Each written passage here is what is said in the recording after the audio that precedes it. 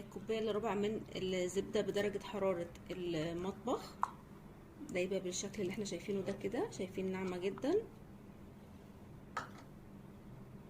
وكمان نص كوباية من الحليب المكثف المحلى، معمول في البيت. اللي مش عارف الطريقة او عايز يعمله يدخل يشوف ايه الطريقة. عندي كذا طريقة لكذا طعم من الحليب المكثف المحلى. هخلط بقى كده شوية حلوين بالسباتيولا او بالمضرب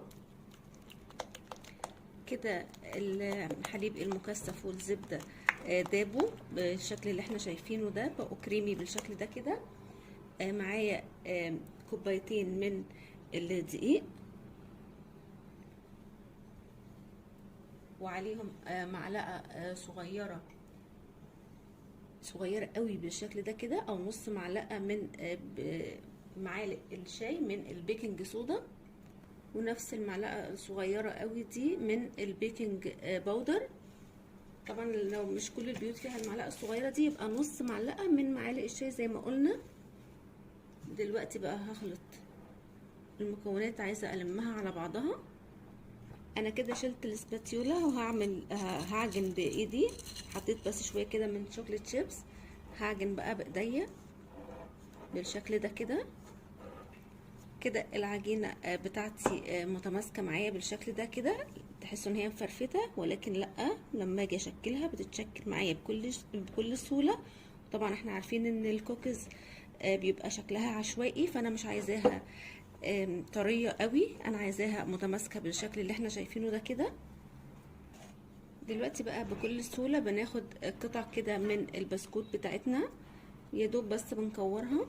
عايزه بس شويه شوكولاته كده على الوش اهي، بكل سهوله. شايفين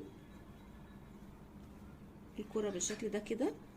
عايزين نعمل بمعلقه مفيش مشكله، باكبر من كده بمعلقه الايس كريم مفيش مشكله، او بمعلقه الشاي يعني. بس الموضوع مش مستاهل خالص، لان بتتكور معايا او بتتشكل معايا بكل سهوله بالشكل ده كده.